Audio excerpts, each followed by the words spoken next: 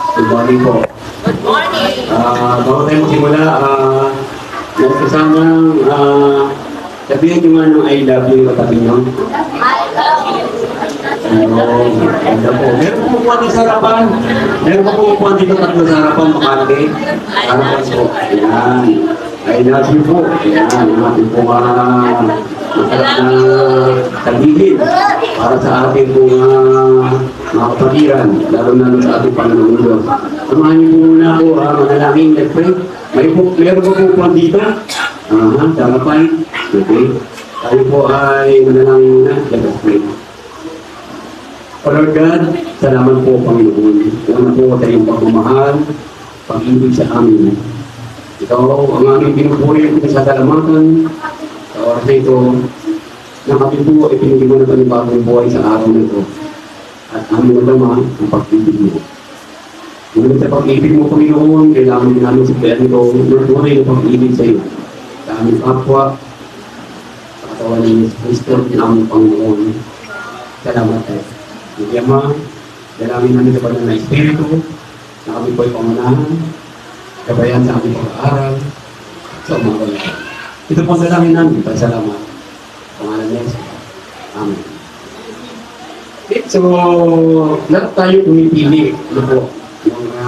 Kung isang kasi nauuna yung pili bago pag-ibig. Ano po? A love that befits one's choices.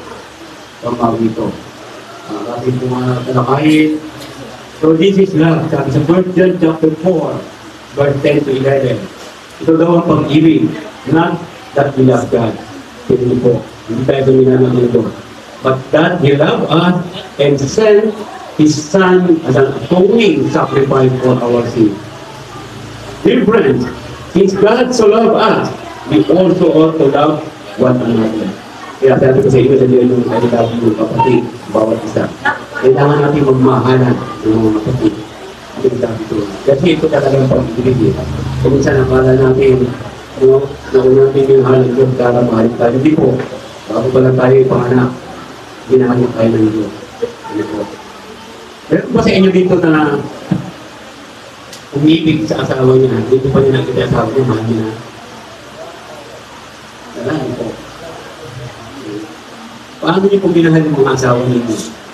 Diba? Nakakilala kayo, matagal, mga bagay na gano'n. Hindi nawala po kayo sa love at first sight? Kaya maniwala doon, hindi po totoo yun.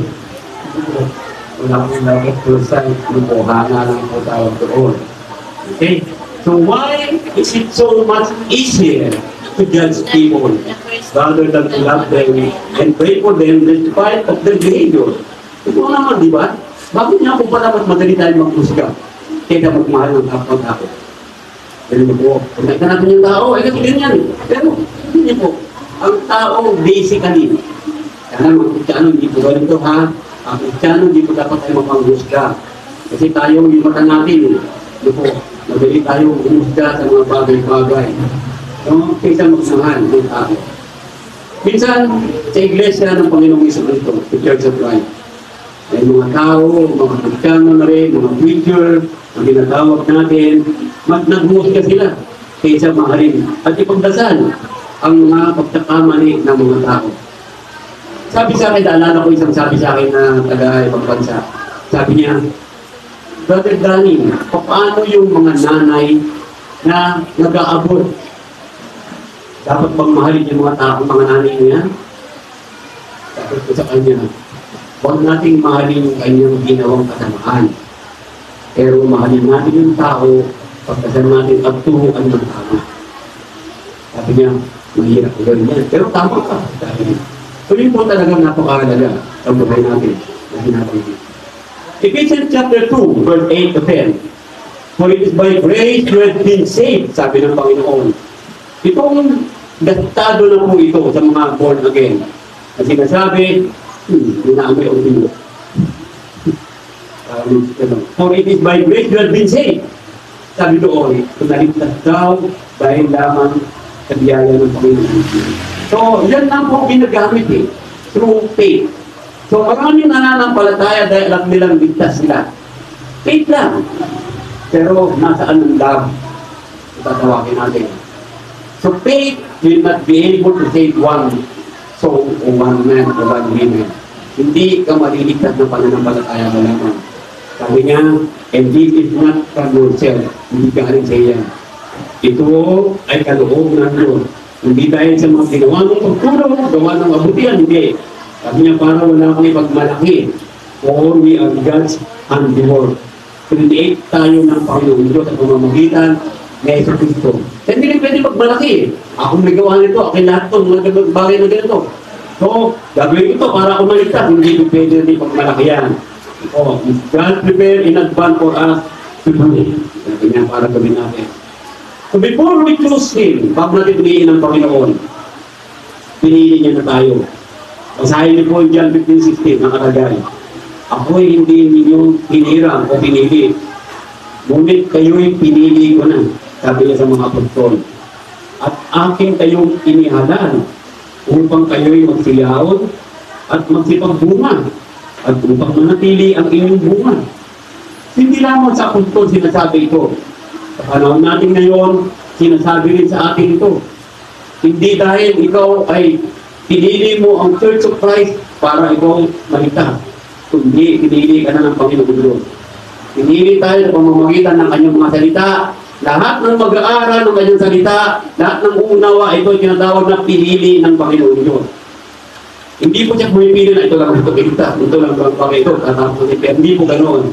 Lahat tayo, kaya sabi nga, predestination na po yung mga taong susunod. Kapag hindi sumunod, hindi pa po magkakaroon ito ng kaligtasan. Kaya sabi niya rito, ngayon, yung mga hinihalan, sino yung mga hinihalan? Tayo pong mga nandito na nakaupismo sa sumunod kay Cristo, na po, kailangan natin mahalin ang Panginoong Jesucristo. At sa pagmamahal ng Panginoong Jesucristo, tayo doon ay magsiyaon, magsipagbunga. Anong bunga kailangan natin? Bunga ng bawat isa na kailangan natin para tayo karoon ng kaligtasan. Sa Galatians chapter 5, binanggit doon ng siyam na bunga. Bunga ng banal na Espiritu. Pero kung titingnan ninyo, pag-ibig ang pinakatakila sa lahat.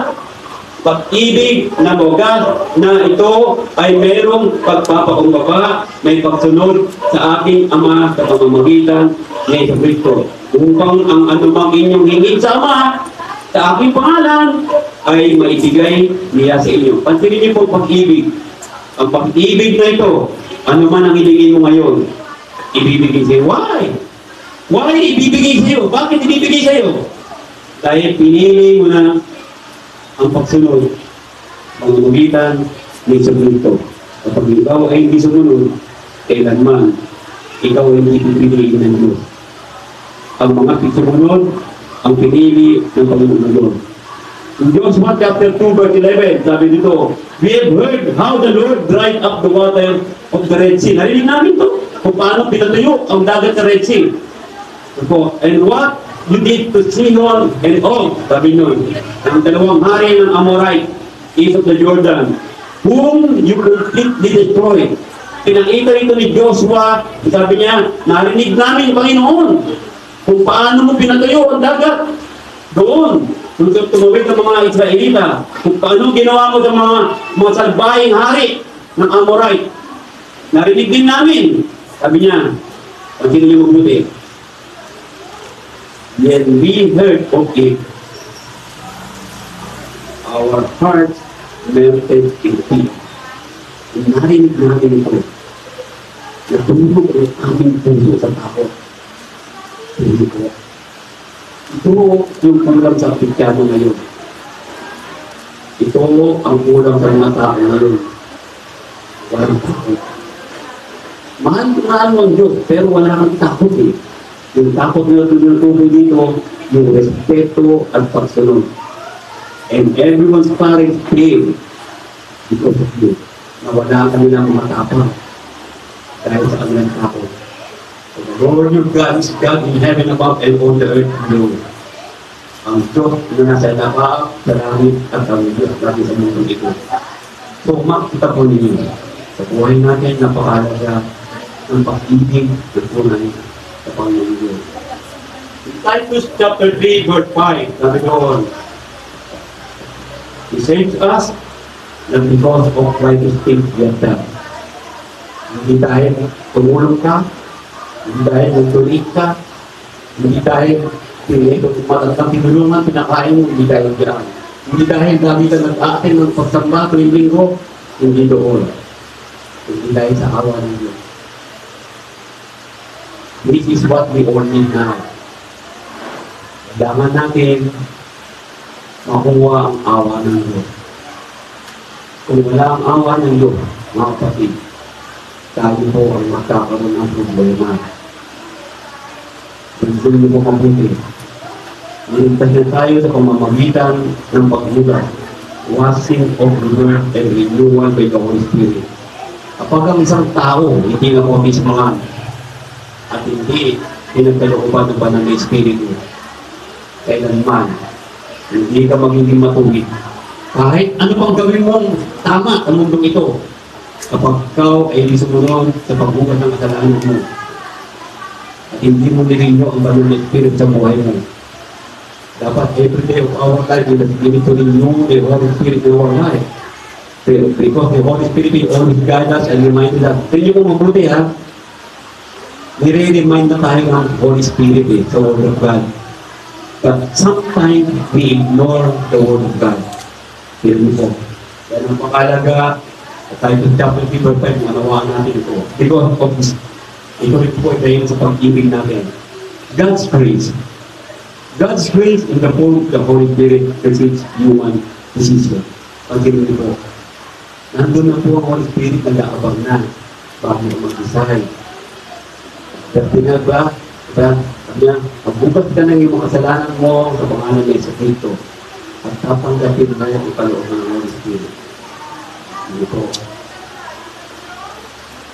In Joshua chapter 2 verse 12 ulit, ngayon nga, isinasamo ko sa inyo.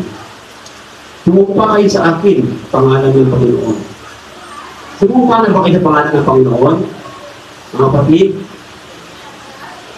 hindi ba naalala? Hindi mo maalala na sumumpa kayo? Tinatanggap ko ba si Cristo bilang iyong Panginoon tagapagligtas? Opo! Nananampalataya ka ba na siya sa Diyos at anak ng Diyos? Opo! That is your sumpa. Ikaw ay nanangako sa pangalan ng Panginoon na kung paano ako'y nagmagandang loob sa inyo ay magmagandang loob naman kayo sa sambahayan ng aking magulang. Ano yung sinasabi ni Joshua? Igalang naman ninyo, irespeto naman ninyo ang sambahayan ng panunong araw, ang templo. Ngayon naman, igalang naman ninyo ang iglesia, ang katawan ng Panginoong Yesus. At bibigyan ninyo ako ng tunay na tanda. Yan. Sabi ko. In Romans chapter 2 verse 4, inahamak mo ang mga kayamanan ng kanyang kabutihan at pagtitiis at pagpapahinuhod na hindi mo nalalaman na ang kabutihan ng Diyos ay siyang umaakay sa iyo sa pagsisisi. Tignan niyo po. Kaya tayo kuminsan ng konsensya eh. Ito tayo umaakay natin pagsisisi dahil sa kabutihan, awa, pag-ibig ng Diyos sa iyo. Mahal ka ni God eh. Kung bakit inahayaan niya na magsisi ka naman. Pero sometimes tayo po, may matigat na buhi, matigat na isip. Hindi natin inahayaan para magsisi naman tayo. Minsan po tayong lahat ay nagkakamali. Ito po din eh. Diba? So pagsisiyan natin ang ating mga maling ginagawa, huwag natin hamakin ang Panginoon Diyos. Mahal naman ako ni God eh. Pero hindi ka naman sumusunod. Hindi ako pababayaan ni God, pero pinababayaan mo ang sarili mo, patuloy kang gumagawa ng kasalanan. So ano mangyayari? Hinahamak mo ang Panginoon Diyos, ang kanyang kabutihan. Inaakay na nga niya tayo sa pagsisisi eh. Bakit din niyo po mga kapatid? Bakit ka akayin ng Diyos na magsisi? Bakit po? Dahil mahal ka ni God. Ayaw ng Diyos pumunta ka sa impyerno. In John chapter 2 verse 6, kasi niyo mabuti. Whoever claims to live in Him, tignan niyo po, kung sino ang nagsasabi na ako ay mamubuhay sa Kanya, na ako ay susunod kay Kristo, dapat ito ay mabuhay na katulad ng ginawa ni Kristo. Teka, ano ba ginawa ni Kristo? Isa lang ang ginawa ni Kristo. Pagmahal. Sa pagmamahal na yan, nandun na po sumunod ang lahat ng bagay. Hindi po, because of Jesus' love. Where Jesus obeyed the Father in heaven. When Jesus do the work of the Father. When Jesus do the will of the Father. When Jesus do a lot of things in order for each one of us to be saved. Dapat ganun din po tayo mga kapatid. Dapat ito din gawin natin. Are we claiming that we need for Jesus Christ? Nalaman yung pinag-ukulungin ko. Sabi doon, I am crucified with Christ. Nevertheless, I live. Yet not I, but Christ lives in me. Dapat po ganun. Dapat po si Cristo na ang nagbuhay sa atin. You know why? Because we claim that we are Christian. Christian po ba tayo mga kapatid? Tama, hindi po ba? Yan. So, tingnan natin po, ano bang sinner? Kung minsan kasi nakakalimutan natin ibig sabihin ng sinner na po. Ay, hindi ako makasalanan. Nabautismo na ako eh. Yan, ang kadalasan sagot eh. Ay, hindi na ako makasalanan. Hindi na ako makagawa ng mali. Ayan. Hindi niyo po. Hindi ba kayo nagtatangi sa inyong sarili? Ayun. Baka naman inisip mo na ikaw ay matuwid na. Tangin mo na. At nagiging mga mong na may masamang pag-iisip. Baka daw ha. Ganun tayo, mga kapatid. Tingnan niyo po. Di ba? Kaya po sabi nga sa umpisa natin, di ba? Ang pag-ibig ay hindi naghuhusga. Kailanman dapat iwasan natin ang pag-ugali o ugali na madalas tayo maghusga ng kapwa-tao natin. Ito po na binabanggit. Sabi niya, how then are we to define a sinner? Romans chapter 3 verse 23. Lahat magkasala at hindi makaabot sa kaluwalhatian ng Diyos.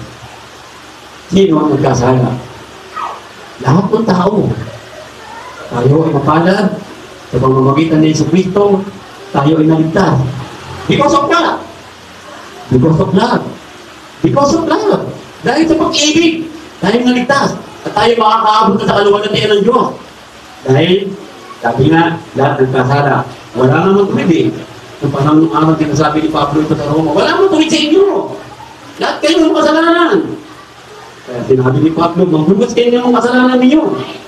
At kapag naghugas kayo, mga kapatid, manatili po kayo gumagawa ng tama. Manatili kayo magmahal. Tanggapin natin salita ng Diyos kahit na ikaw ang nasasaktan. Tanggapin mo. Sabi ko nga lagi nasabi, pag salita ng Panginoon, binanggit sa'yo, nasaktan ka, mahal ka ni God eh. Kaya ka nasaktan eh. Dahil gusto ni God, baguhin mo ang ugali mo. Diba? Huwag mo i-justify sarili mo binanggit kanina, diba? Baka yung sarili mo na iniisip mo. Kapag narinig mo ang salita ng Panginoon, huwag ka masasaktan. Dapat, ito nga, mali ko dito. Dapat gano'n ang pagtanggap natin. Yung pagpapakumbaba, ang pagpapakumbaba ay tunay na pag-ibig. Ang lalong paglapit kay Jesus, pagkili niya mabuti. Mas marami kang makikitang mali sa paningin mo sa iyong sarili. Totoo po yun yun. Ako niya, alam niyo po bago niyo malapit kay Cristo? Sabi ko mali ah. Pero, kailangan mo open ang mata mo. Minsan kasi, hindi mo ino-open kaya hindi mo nakikita yung mga mali. Bakit? Yan yung po sa dahilan, maglilinaw ang iyong paningin. Maglilinaw eh. Ang dami ko pa ng mali. Yan po. At makikita mo ang malaking mong sa perfectong pamumuhay ni Cristo. Yung mga malaking mong pagtutmulang, pagkakamali, sa perfectong buhay ng Panginoon. Ang pinili po doon. Diba? Hindi na mata mo eh. Kaya pag lumanapit ka, teka, mali ito ah.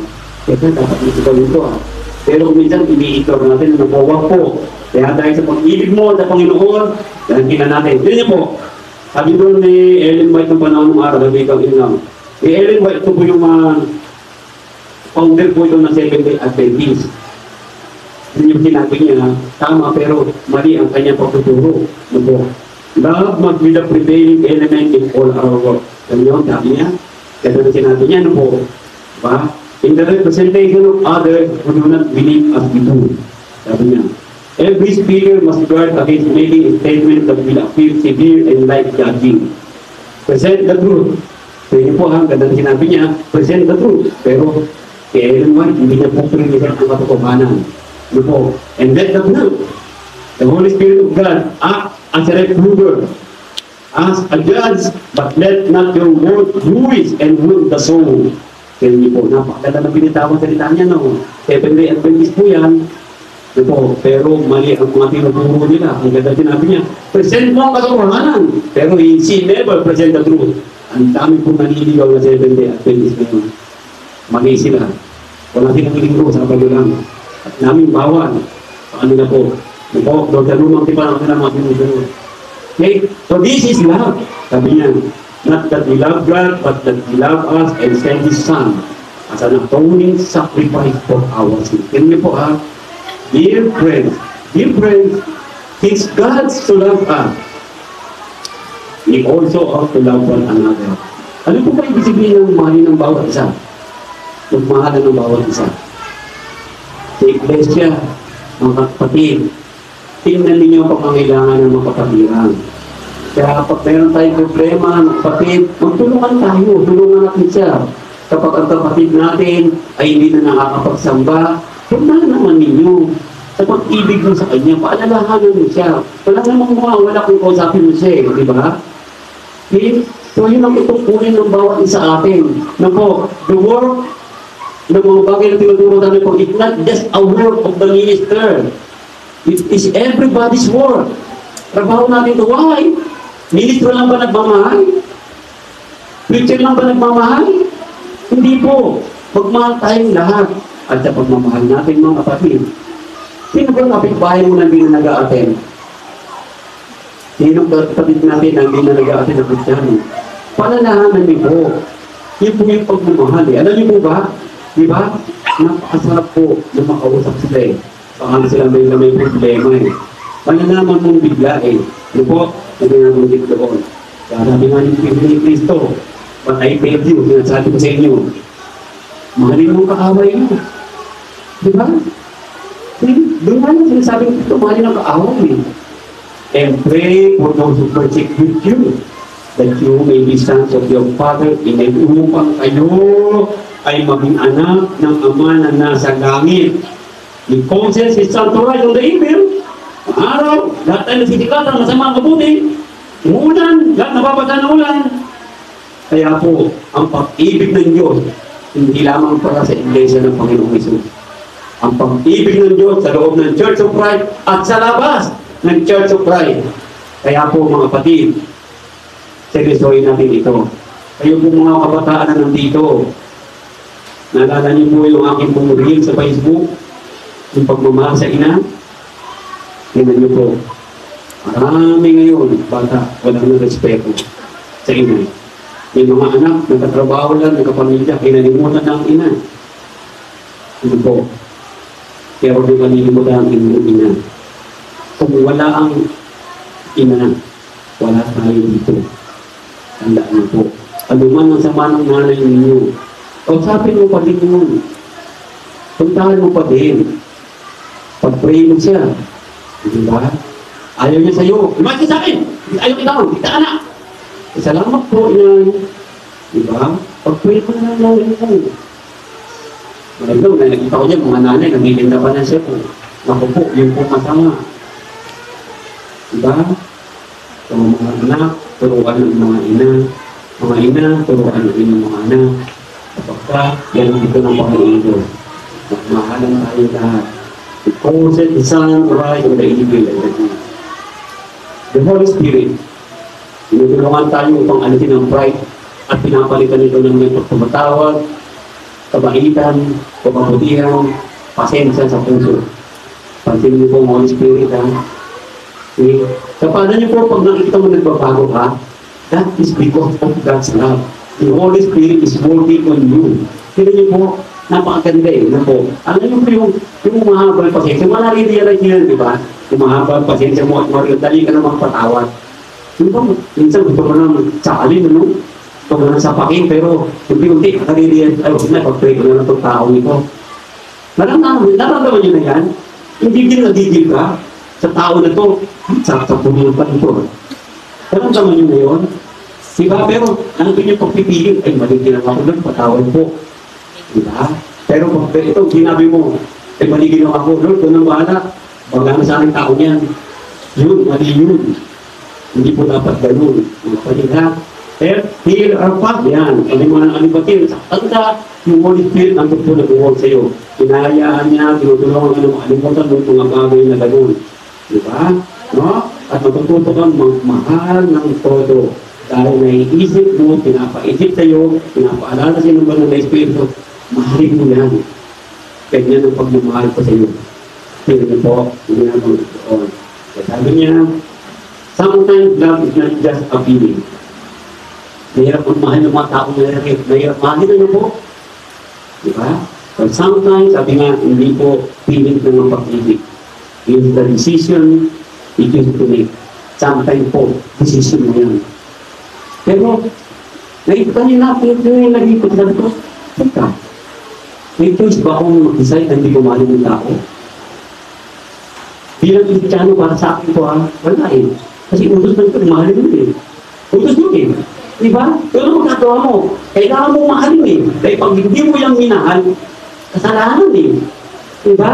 Paano mo maamahalin eh? Ayaw mo nga malapitan dahil kung sobrang ginawa sa kasamaan sa'yo. Ipag-pray mo nga. Ipag-pray mo yung tao niyan. Dahil sa oras na makita ka niya, baka sakaling ka eh. Diba? Huwag mo nang pakita sa kanya, pag-pray mo yung tao niyan. Pag may mga naman ang prinsip ito. Diba? Baka sa oras na magkasalubong kami, baka bumili sa akin. Tulungan mo kung ngitian siya. Kasi mahirap ngitian ang tao ito. Mayroon ako ganun tao, di ba? Sabi tingnan niyo po, alala ko tuloy isang kapatid. Dan, sabi niya, paano kung papabobis mo? Yung makita ko pala ang ilo ng mukha ng tao, yung galit na ako. Sabi niya sa akin, sabi ko, ate, sabi ko sa kanya, huwag itutunan mo na ang bibig. Mag-atin ka na mag-atin, makinig ka na makinig ang mga ugan. Nung alam niyo po, nung nag-iis ako, tungkol sa kamatayan ni Cristo, pinakita ko paano naman sa Cristo. Yung tao na yun, umiyak. Iyak, sabi niya. Balik daw. Naiyak talaga sa Cristo niya. Malipa na ako talaga. Pinabukatan ng Columbus mo. Pero pag hindi po, may 2 taon na ako dyan. Sabi ko, makikita ko yung tao yan. Galit na galit ako. Sana nanonood siya. Marinig niya ako ngayon. Hindi po. Asawa po niya, printer na yun. Hindi. Ito na natin. The decision natin na yan. To be like Jesus, kailangan po love, grace, kindness, patience. But importante dyan, yung pag-ibig. Because grace, kindness, patience, force sa pag-ibig. Ang dami po. God calls us to life of love that is given and human feeling or emotion. Love is a commitment, a thoughtful decision to serve God and our neighbor. This kind of love compels us to work for the well-being of all people. Hindi po those whom we find it easy to love, and those whom we find it difficult to love. So po, pag-ibig talaga, wala tayong doon mga kapatid para sa akin. Kundi magmahal, at pagmahal. Ngayon, kung mahal natin ang Panginoon, patuloy tayo magtulungan upang rin ang Iglesia ng Panginoon sa Philippine Church of Christ. Puntahan niyo mga kapatid na nag-absent na matagal. Puntahan niyo mga kapatid na nahihiyang kumatin. Puntahan niyo mga kaibigan niyo, ayakin niyo, bisitahin niyo. Invite niyo sila mag-Bible study, mag-attend sa worship. That is because of your love. He who calls us to love one another is also the one who will enable us to do it. Kaya po, umaga ito mga kapatid, kaya mo. Di ba? Kaya mo magmahal. Why? Ang galit. Andiyan ang kanyang banal na Espiritu, na magdagabay, papaglubay, magpapakalala, ng pag-ibig, ng Diyos sa'yo. Kaya na, hindi mawawala. Ano pangako ni Kristo? Hindi kita iiwan, hindi kita papabayan. Why? Mahal kita eh. Sabi ni Panginoon. Tayo mula, salamat, kaya ang